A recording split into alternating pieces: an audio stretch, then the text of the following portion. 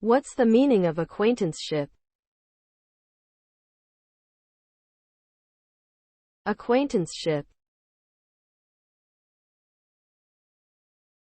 Acquaintanceship. Acquaintanceship. Acquaintanceship.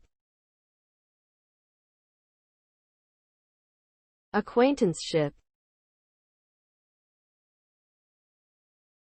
The term acquaintanceship refers to a relationship between two people who are acquainted with each other, but who do not necessarily have a close or intimate friendship. It is a level of familiarity that falls between being strangers and being close friends. When two people have an acquaintanceship, they are familiar with each other's names, faces, and perhaps some basic facts about each other, but they may not spend much time together or know each other deeply. Overall, acquaintanceships are a common and important aspect of social relationships, as they allow people to expand their networks and maintain diverse connections with others.